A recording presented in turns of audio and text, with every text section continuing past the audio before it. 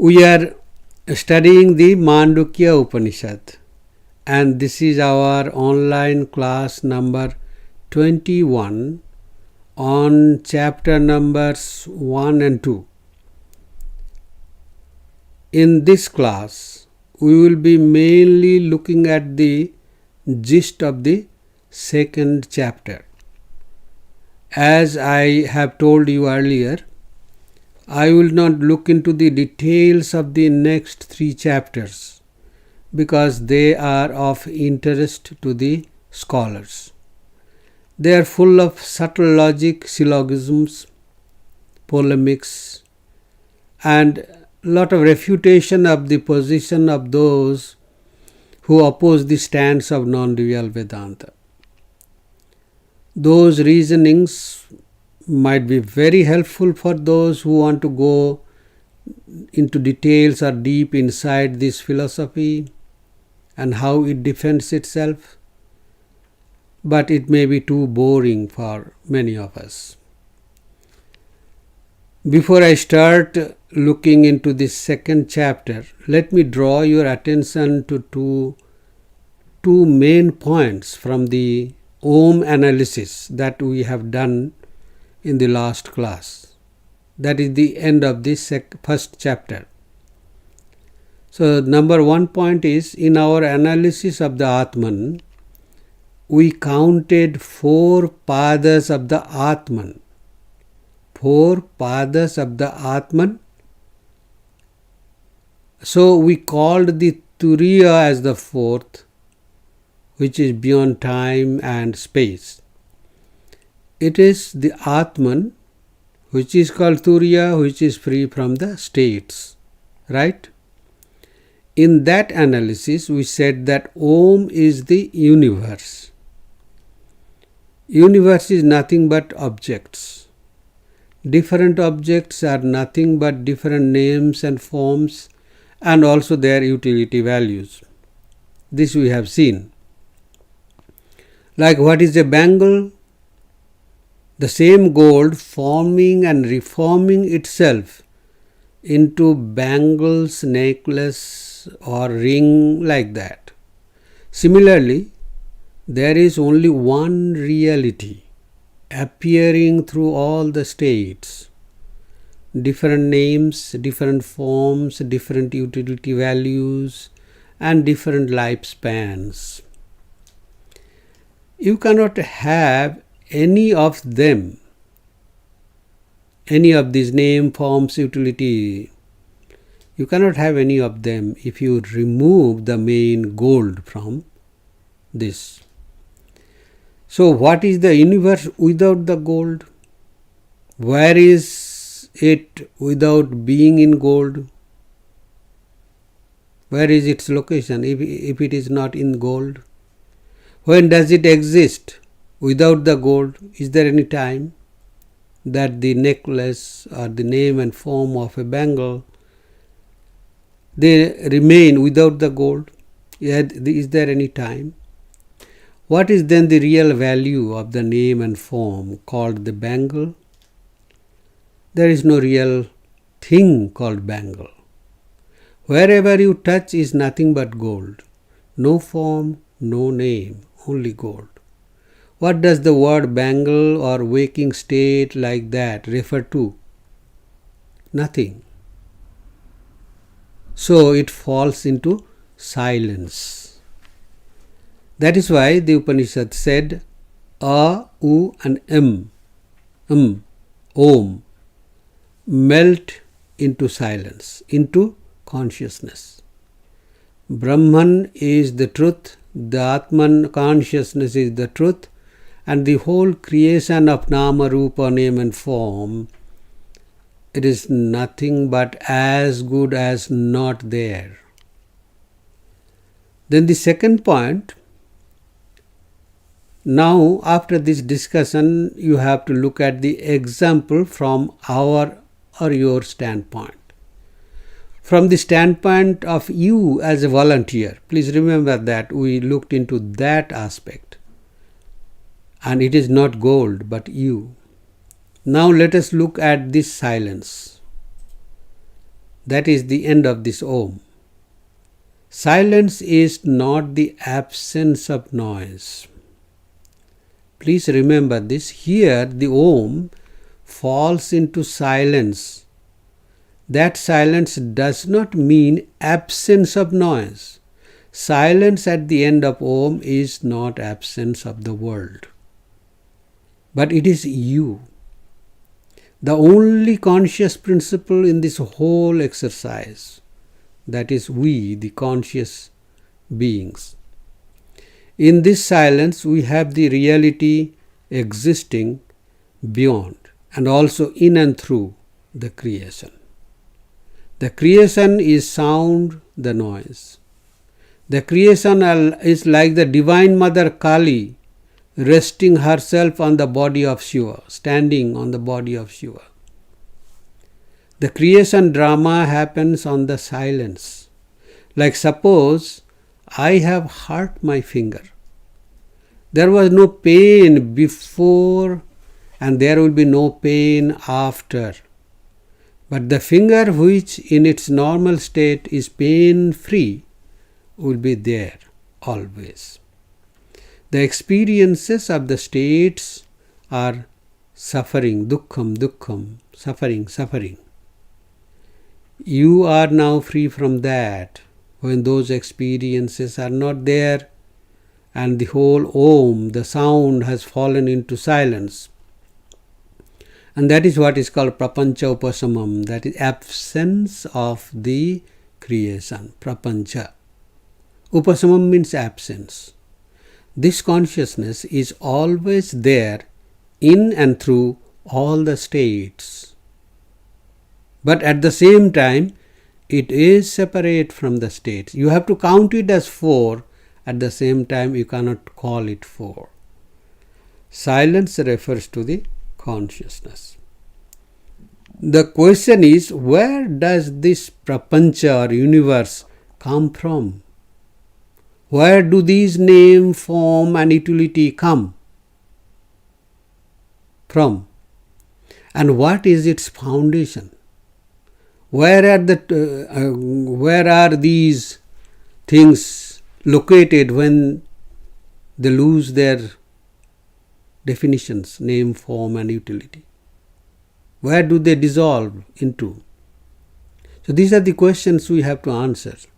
There are two answers. Number one, it is nothing. Because it was a mistake. It was an ignorance. And number two, second answer is, it is there in the Atman in potential form. The self is its support. If there would be no gold, there would be no name and form of an ornament, no utility value of an ornament. Therefore, gold is responsible for creating these ornaments and dissolving these ornaments, and also maintaining, sustaining these ornaments' forms. That is the idea we got from the earlier chapter. Now we are going to discuss the second chapter. It is called Vaitathya Prakaranam. Prakaranam means a chapter. Vaitathya means unreality, mithyatva, unreality. The third chapter will be called Advaita Prakaranam, or a chapter related to non-dual stand of the Upanishad. And the last and fourth chapter will be called the Alata Shanti Prakaranam. We will see them later. We have gone through the first chapter, which is called the Agama Prakaranam, the chapter which dealt with the main Agama or the Upanishad and some 29 Karikas or explanatory verses. The key mantra of the first chapter, as we have told again and again, the seventh mantra. That is the gist of all non-dual Vedanta. That is the gist of this Upanishad. Not only that, that is the gist of all non-dual Vedanta. Prapanchopasamam shantam shivam advaitam. Prapancha upasamam, there is no more creation. in the real Atman, in reality, and Advaitam, therefore that Atman is non-dual. We gave the example, when you remove the name and form from the gold, can you touch the gold? No, you cannot, because you are that. So the gist of that mantra again is that I, the consciousness, am the reality, and the whole universe or creation is a duality of the knower and the object of knowledge. The subject-object duality or nama-rupa duality. This universe is dependent on me. In other words, I, the foundational consciousness, am appearing as both the knower and the known or knowable. The Vishwa, the universe, the Prapancha, or the creation. That is, I, as I am in my real nature, am neither the knower nor the known.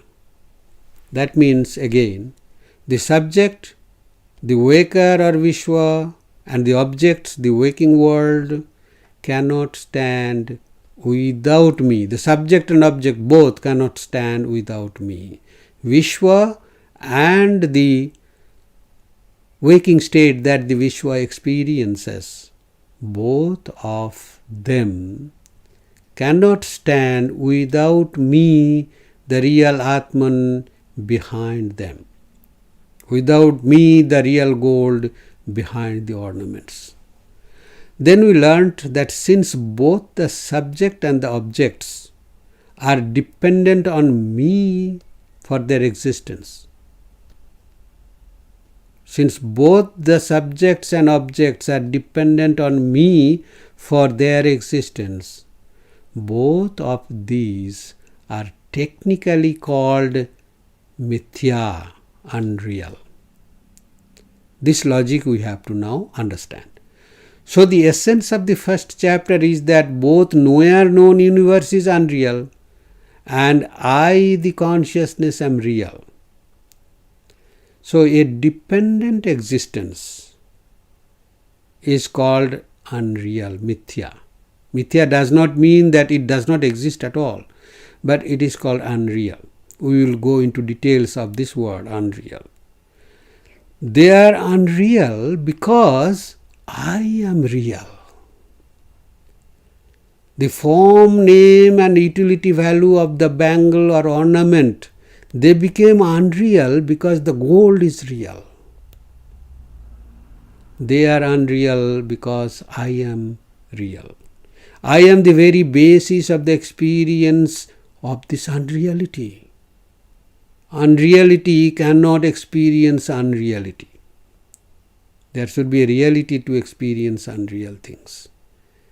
Right? Now, this idea has been conveyed by one important word in the 7th mantra of the first chapter in the Upanishad. That is prapancha upasamam. Upasamam means, as I said, dissolution of the creation, absence. The word prapancha means the waking world. We have to keep it in mind.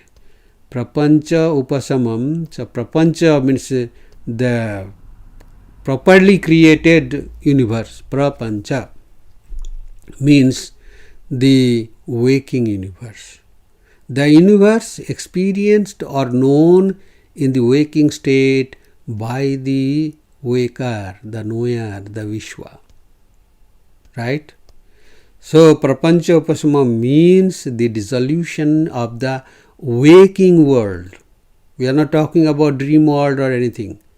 The idea is the knower-known material universe is as good as non-existent. That is the meaning of the word mithya. Mithya does not mean completely unreal. Mithya means relatively real.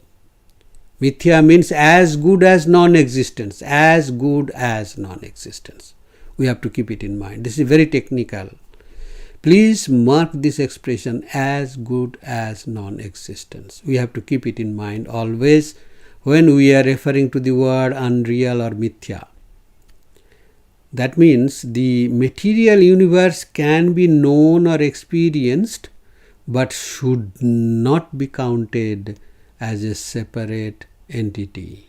If you count, then dualism sets in. The material universe can be experienced but cannot be counted as a separate entity. It is available for experience. That means it is relatively real. It is again known because of the ultimately real self behind it as the substratum. Hence the waking world is unreal. Consciousness alone is real. In Sanskrit language, the word mithya has a synonym which is vitatha. Vitatha.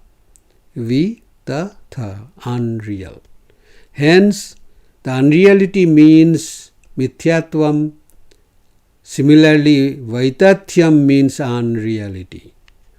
What was the gist of the first chapter? The Agama Prakarana, or the chapter which dealt with the main Upanishad? The unreality of the waking state, material universe. That was the gist. That is why the seventh mantra went on telling, no, nanta prajna na vahis prajna, like that, all negative. So the idea is that proved the unreality of the waking universe. This has been hinted at by the word prapancha upasamam, as I said. This same idea has been elaborated on by the second chapter. In this second chapter, this idea is elaborated upon. There are two reasons for the need for this elaboration. Why do we need to elaborate those ideas here again? There are two needs. Number one need, the Upanishad itself has not elaborated on it. The Upanishad did not do that. Only single word it used. The second need or reason is more important, and that is, it is hard to digest the idea that the palpable, hard world, including my body, is unreal. Very difficult to digest this idea. Even though the modern science would tell us the same thing, even though our own experiences of cause and effect would lead to the same logical conclusion, still it is not easy to accept it as a truth in our own personal lives. This idea is the most important theory of Advaita Vedanta. Most of the other philosophies, theologies, and common people will not find it interesting. Hence, the believers in this non-dual idea are a small minority. Gaudapada therefore takes great pain to explain this teaching in great detail in the second chapter. So what is the theme of the second chapter? The theme is nothing but the same, unreality of the waking world. Waking world. That is very difficult to digest. Please note that it would have been easy for us to digest the idea that the dream world is unreal. But that is not to be taken as a crucial topic. All our confusions, delusions happen regarding the reality of the waking world. Hence, to solve that problem, we have to analyze the waking material universe itself. And it is in the waking state alone that we can do any kind of analysis. We are still awake. In the waking universe itself it is possible. In the waking state itself it is possible. Therefore, with the direct experience of the waking state, the reality behind this waking world has to be denied. Right? The second chapter is called Vaitathya Prakaranam. In short, we have to understand that it is actually meant to show the unreality of the waking state material universe. Hence, it is a chapter that tries to analyze and prove the unreality of the waking universe. Yes, you have heard it right, unreality of the material universe. Clear? Therefore, the second chapter can be taken as the elaboration of the Upanishadic word prapancha upashamam, absence of the created universe. That happened in the 7th mantra of the first chapter. Now the second chapter has 38 verses, explanations in the form of verses called karikas. It has discussed some 4 main or broad topics. We will take them one by one. So these topics, 4 of them are, first topic is unreality of the waking universe. In Sanskrit they call Jagrat Prapancha Mithyatvam. Second topic is Swapna Drishtantaha, example of the dream. Third topic is Atma Adhishthanattvam, proving that I, the Atman, am the substratum of the unreal creation. And fourth, sadhanani, preparations required to understand this teaching. We will take up those topics one by one. So first one is Jagrat Prapancha Mithyatvam, means the first is the unreality of this material universe. That is the main idea. The first important point about it is that the unreality of the world is primarily known through the Shruti Pramanam, through the Upanishadic proof alone. That is the primary source of knowledge for us. We will go into details one after another. There are 3 sources of knowledge: the Shruti Pramanam, Yukti Pramanam, and Swa Anubhuti. Shruti Pramanam means the references which we get from the Upanishads, and Yukti Pramana, the way we rationally prove it, and Anubhuti Pramana, the way we experience this world. That is the data we get. And with the help of the analysis of that data, we will arrive at the conclusion which is supported by the Shruti or the Upanishads. So the Shrutis are the primary source of knowledge for us.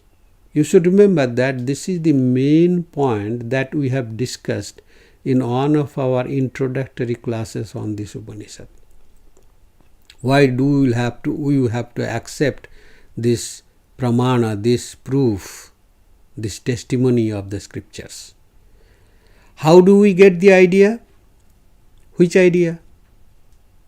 The unreality of the world. We get it because the Vedas have said that the world is as good as non-existent. There in the Veda statements called Nishedha Vakyani, means the sentences which negate the existence or experiences. They are Vedic statements that negate the existence of the world as real.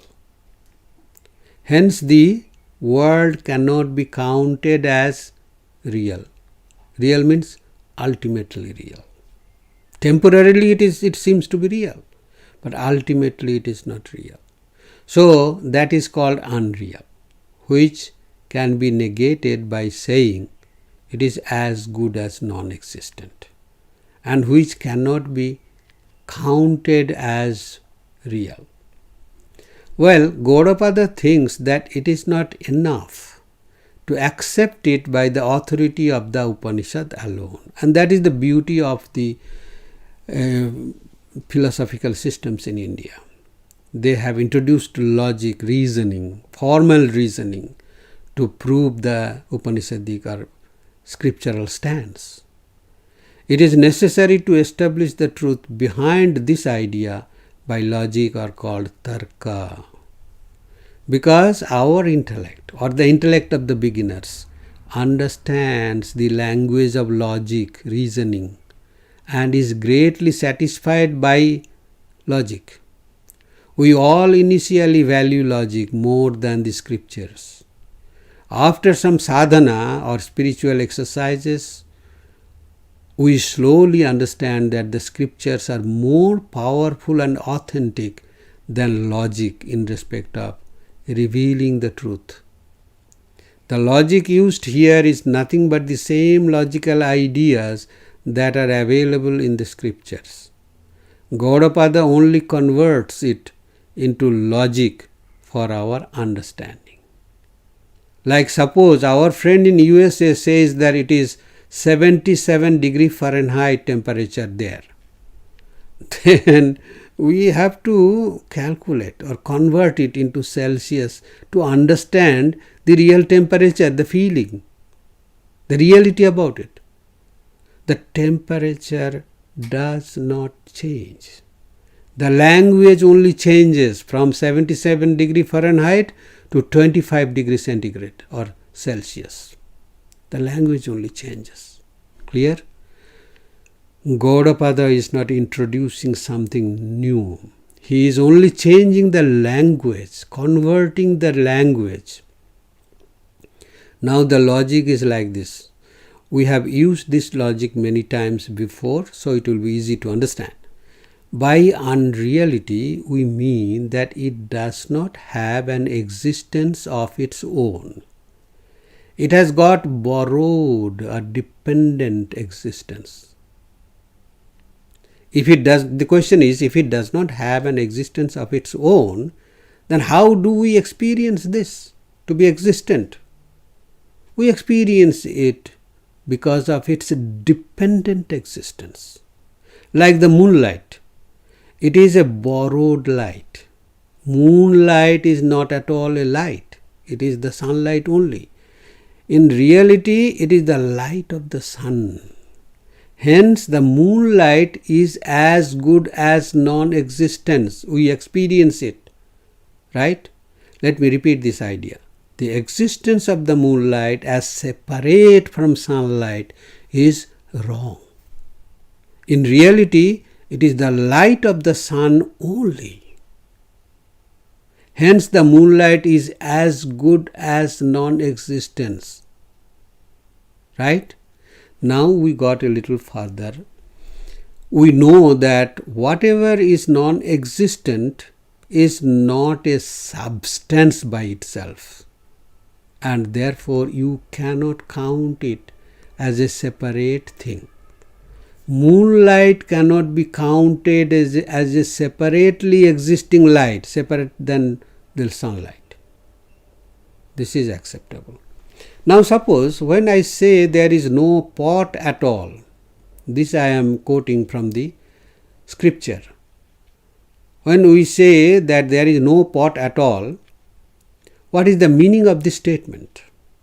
Even if when there is the pot in front of me existing, but I can use this sentence, there is no pot at all. I wanted to say that there is no substance which is called pot. Pot means a name, form and utility. They are not substances. These are not a substance by themselves. Then what is the substance? Clay. Clay is the substance. Pot is not the substance. Please remember this. Pot is not the substance. The clay is the substance. The bangle, chain or necklace, they are not substances. They are names, forms and utilities. Gold is the substance. So even when the pot is there in front of me, still I can say the pot is not there. The pot is as good as non-existent. Then what is existent? Clay. Hence the word mithya means non-substantial name and form. When we say the world is mithya or unreal, we mean to say that the world is nothing but non-substantial name and form, hence non-existent name and form. So far so good. Now Gaudapada and Shankaracharya have elaborated on this logical idea in this second chapter. They have given one reasoning each. They are very interesting. Gaudapada says that the world is unreal because it is anityam, temporary. What a logic. This world is non-existent because it is temporary. It does not have existence in all the three divisions of time: future, past and present. Not in all the three divisions. The existence does not abide in all the three kalas or three times. It has only present existence. It exists in the present only, present time only. Vartamana kala satta, they say. Well, it is accepted that the world is temporary. Of course, we accept it. How does this temporariness prove unreality? The answer is, it is clear that whatever is temporary has got temporary existence. That means before its birth it did not have existence, and after its end it will not have existence. This has been said in the 12th verse of this Karika in the 2nd chapter. Adavante cha jannasti vartamane tat tatha. Whatever does not exist in the beginning and at the end is equally non-existence at this moment. Therefore, it has existence for some time only, temporary, temporal existence, like the name and form which are called pot.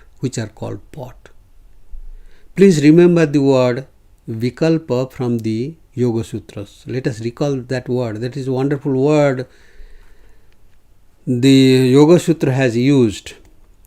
Shabda jnananupati vastu shunyo vikalpaha. It said, only Shabda. Upanishad has says, Vikaro namadheyam. It is called Vikara, it is a Vikalpa because it is only name. It is not a substance. Once again, let me explain this. When I write the word pot, you know what it is. You know what it is. P-O-T, pot. The word forms an idea in your mind. Immediately you recall that name and shape and utility value of a pot. But no real clay is there. There is no real clay in the letters P-O-T, pot. Is there any clay? These are just letters. And there is no clay inside your mind which is forming the clay and utility and name and form, everything. Are they there? There is no clay in your mind, neither it is there in these letters. Right? Hence, before and after its creation, the world has no substantial existence. The next part of the logic is more important. If anything has a property for some time only, then this property is not its intrinsic or inherent property. This material universe has value, has temporary existence for some time. And if it has temporary existence for some time only, then this existence is not its own existence, not an inherent existence. It is merely a borrowed property or borrowed introduction. The chain, golden chain, its name, form and utility, these three things are temporary. Right?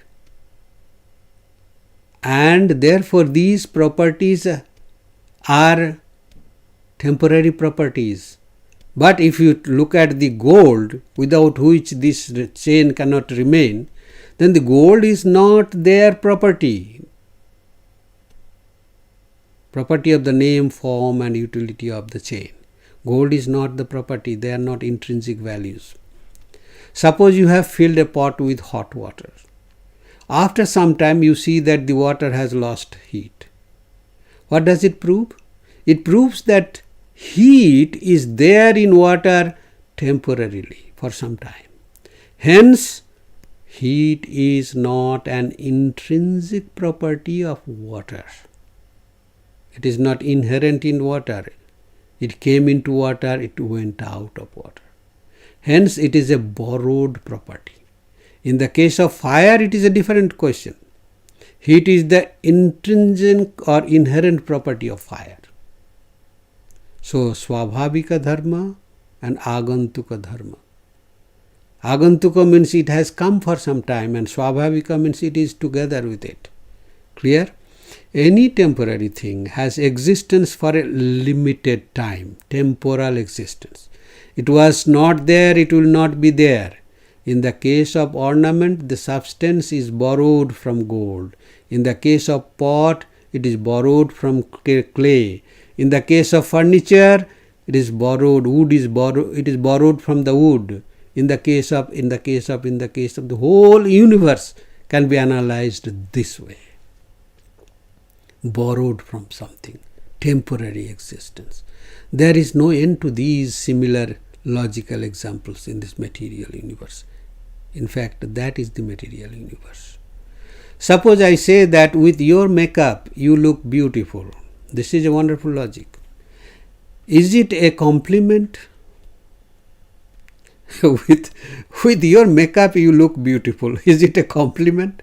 Well, I must say a disclaimer here. It is just an example that I am citing from the scriptures. Please don't take it as an offense. Well, what I am saying is that your makeup makes you look beautiful. Your makeup makes you look beautiful. That means the beauty is temporary because it has a dependent existence. It is dependent on the makeup. Then this dependent existence of the beauty is borrowed existence. Hence, it is not the intrinsic nature of your face or anybody's face. And as such, it is as good as non-existent. Hence, it is unreal. The beauty is unreal. Well, when the beauty is unreal, then the logical conclusion will be, we think, your face or somebody's face is not beautiful. Beauty is unreal, so the face is in reality not beautiful or ugly. It is a very sad conclusion. Here I would say an emphatic no. Don't worry, we don't accept this logic. The logical conclusions of Vedanta are not that silly or senseless. Because we are not using the example targeting your face. Our target is the Atman, which is the source of all beauty. Then what does this example mean? Now listen. Please listen carefully. It is the climax of our logical genius. If the makeup beauty or the made-up beauty of your face is unreal, then the usual conclusion is the face is not beautiful. No. The Vedantic conclusion will be what? Do you get the point? Well, let me tell you. If the made-up beauty of the face is unreal, then the face is real. The face is real. You have to contrast unreal by real. Not ugly, not beauty. We are talking about reality and unreality. So when the beauty of the face is proved to be unreal, then the face is real. The unreal beauty has to stand on the face. You have to contrast unreal by real.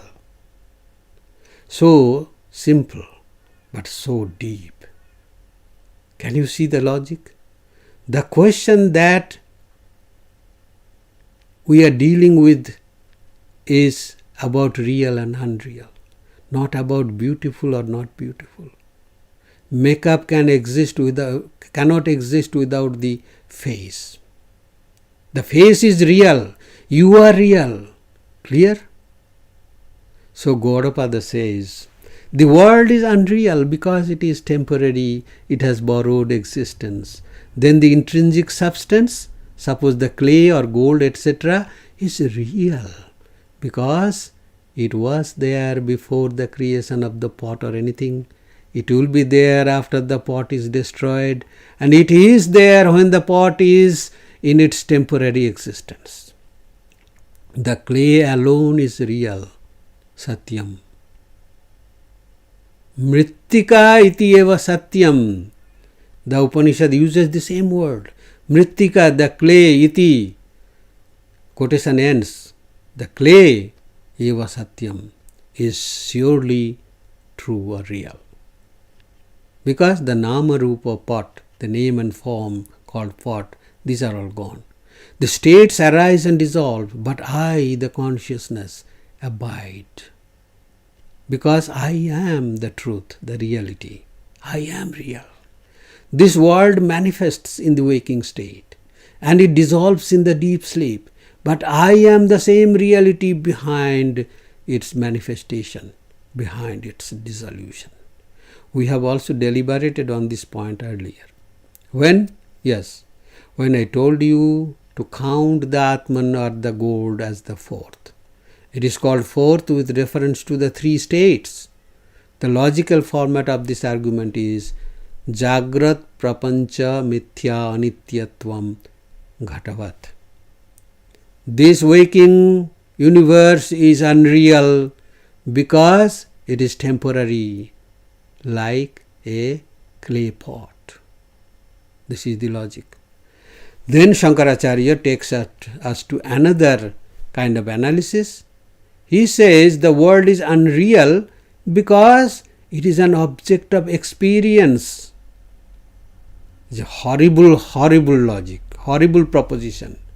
The world is unreal because it is an object of experience. We say seeing is believing. It is normal for us to understand the reasoning that the world is real because it is experienced. Shankara is proposing a contradictory idea. The logical format of Shankara's argument is Jagrat Prapancha Mithya Drishyatvat Ghatavat. This waking universe is unreal because it is experienced like the pot. Do you see the logic? You may remember that in our earlier discussion, I hinted at this idea that any object of experience can reveal its existence only when it is objectified by a conscious principle at some time or the other. So the idea is that any object of experience can be proved to be existing if it is identified by a conscious principle, by me. By conscious principle, the philosophies include God, the creator. We have to remember this. Conscious, God is also a conscious principle. Let me repeat this idea. Any object of experience can prove its existence only when it is objectified by a conscious principle. This is the premise, the basic proposition. You have heard the famous riddle. If a tree falls in a forest and no one is around to hear it, does it make a sound? This is a famous sentence. If a tree falls in the forest and no one is around there to hear the sound, does it make a sound? In this riddle, there are two ways to look at it. Both are based on truth, material truth. It is a physical law that a friction produces a sound. Cannot avoid it. Hence, the falling of the tree has produced this sound. Again, if we say that sound means a hearable noise that you can hear, then it has not produced the sound because no one was there to hear it.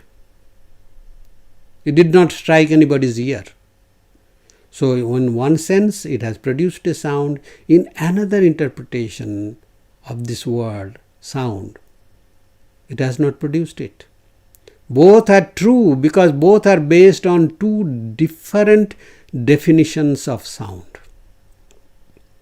Sound is produced by friction and sound that is heard by our ear. There is no observer-driven idea here. There is no absolute observer-driven idea. We will come to that. But we are discussing the Vedantic observer-driven idea that any object of experience can reveal its existence only when it is objectified by a conscious principle. Correct? Please remember this. This is a big difference. You have heard about the Schrodinger's cat, that example.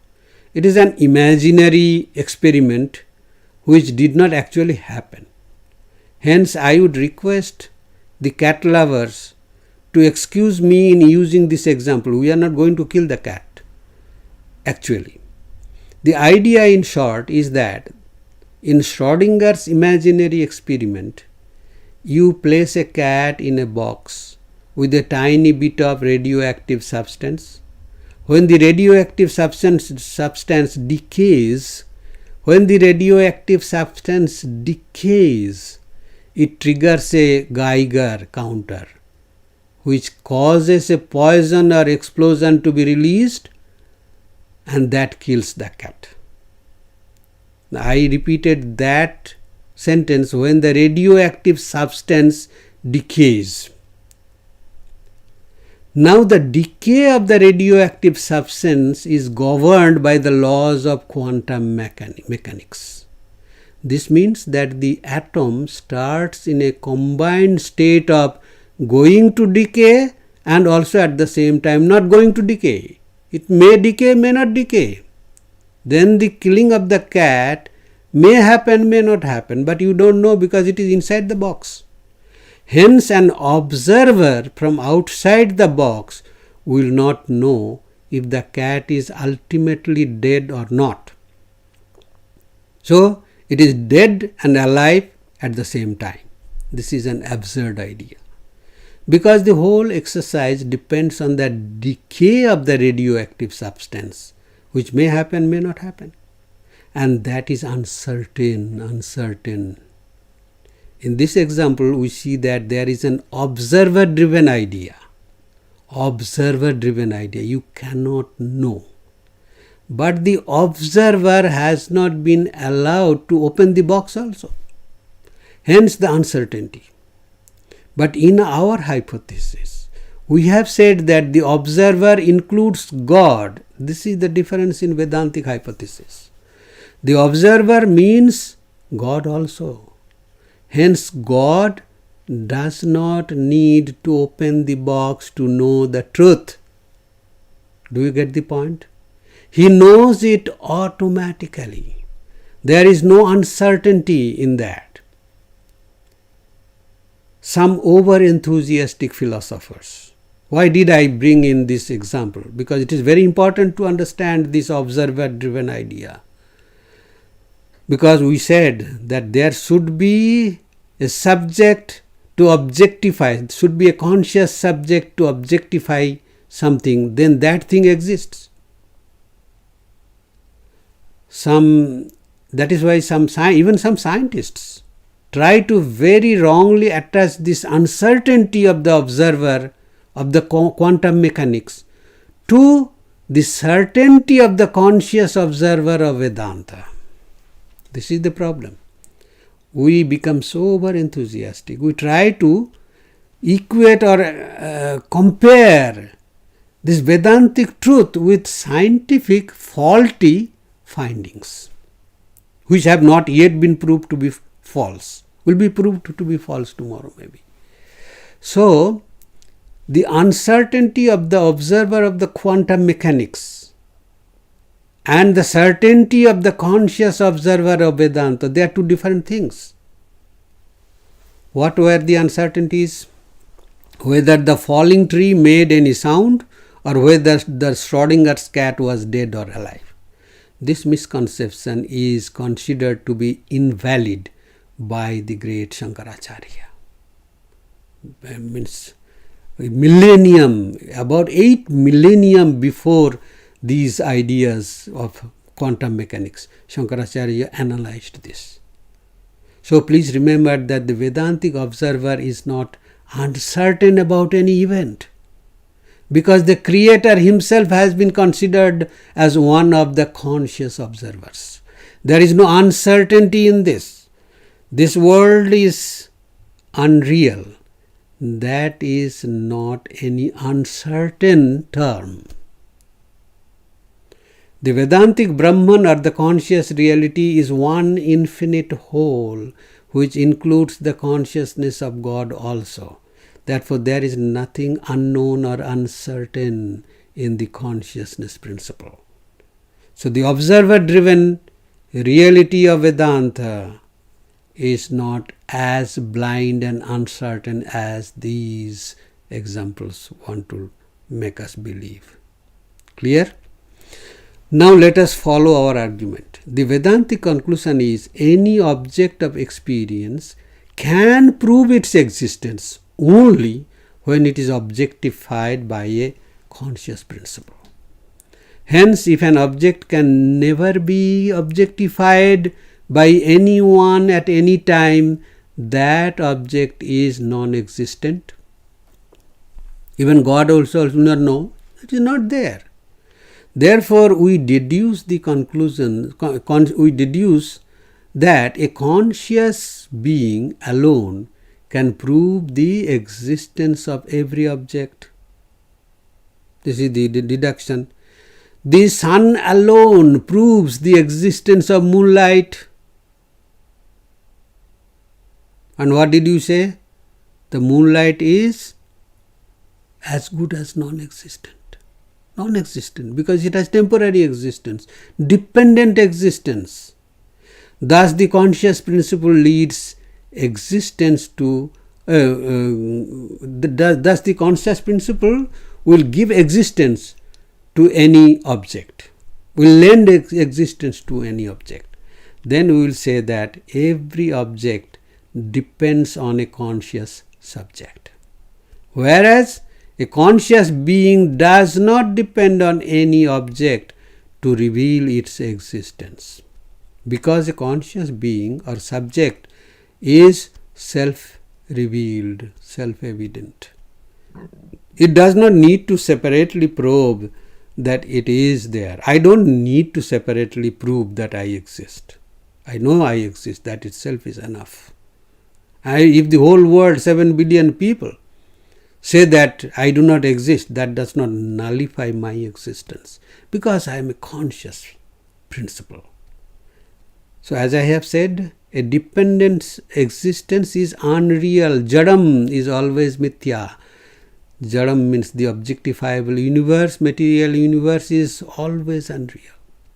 Vitatha means unreal. That is why this chapter is called Vaitathya Prakaranam, Unreality chapter. And the conscious being is real. That is why this world is said to be unreal.